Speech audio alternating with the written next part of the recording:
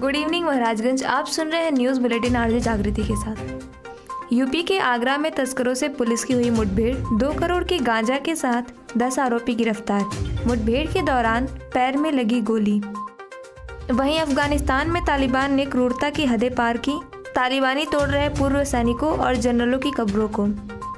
भारत के कमांडर के प्रमुख लेफ्टिनेंट जनरल अनिद्य सेन गुप्ता को 3 दिन पहले मिली कोर की जिम्मेदारी, चीन के सामने रखेंगे पीछे हटने की शर्तें। पीएम के जिंदा लौट आया वाले बयान पे कांग्रेस नेता का तंज। वे जर्मन के तानाशाह एडोल्फ हिटलर और नरेंद्र मोदी में कोई अंतर नहीं, सिद्धू ने भी की टिप्पणी। भारत ने अफगानिस्तान को मानवीय सहायता के तहत 2 टन जीवन रक्षक दवाओं की तीसरी खेप भेजी। तालिबान ने कहा शुक्रिया। कोरोना के चौंकाने वाले आंकड़े सामने आ रहे हैं। भारत में अब तक 32 लाख लोगों की हुई कोरोना से मौत। बेंगलुरु के कोनानाकुंटे क्रॉस स्थित गोदाम में लगी आग, दमकल की गाड़ियां मौके पर पहुंची। कोरोना संक्रमित हुए बॉलीवुड के फिल्म मेकर मधुर भंडारकर। भाजपा ने जीता चंडीगढ़ नगर निगम का मेयर चुनाव, सरबजीत कौर को मिला पद। चुनाव आयोग ने कहा कि मणिपुर में 2 तो पंजाब, गोवा और उत्तराखंड में 1 चरण में होगा चुनाव। यूपी में 7 चरणों में होगा मतदान। 10 मार्च को 5 राज्यों में होगी मतगणना। 10 फरवरी से कराया जाएगा चुनाव। 15 जनवरी तक पदयात्रा, रोड शो, साइकिल और बाइक रैली पर भी रोक। डिजिटल वर्चुअल तरीके से चुनाव प्रचार करेंगी पार्टियां।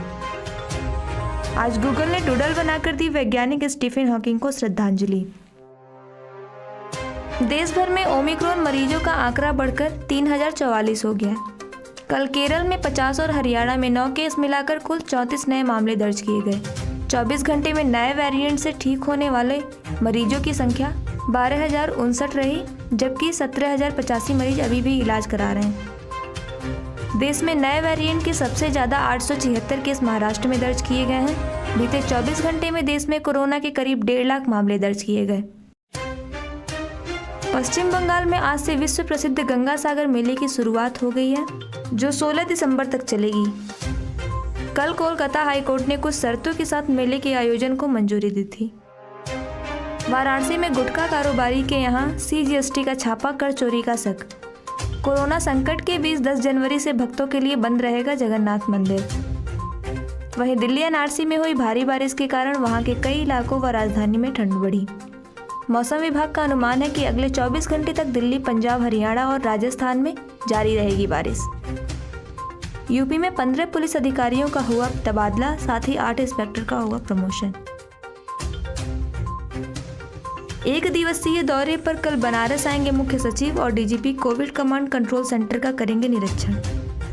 वहीं अयोध्या से चुनाव लड़ सकते हैं योगी आदित्यनाथ। रामनगरी में टीम को कार्यालय की तलाश। पंजाब में जल्द ही कोई पार्टी ज्वाइन कर सकते हैं सोनू सूद। चुनाव से पहले भारत निर्वाचन आयोग ने सोनू सूद को पंजाब के राज्य आइकन के रूप में नियुक्ति को किया रद्द। वहीं यूपी में मुख्य चुनाव आयुक्त के मुताबिक 29% मतदाता पहली बार करेंगे मतदान।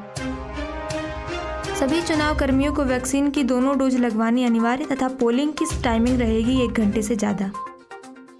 तो ये थी अब तक की कुछ बड़ी खबरें। सुनते रहिए एरा रेडियो।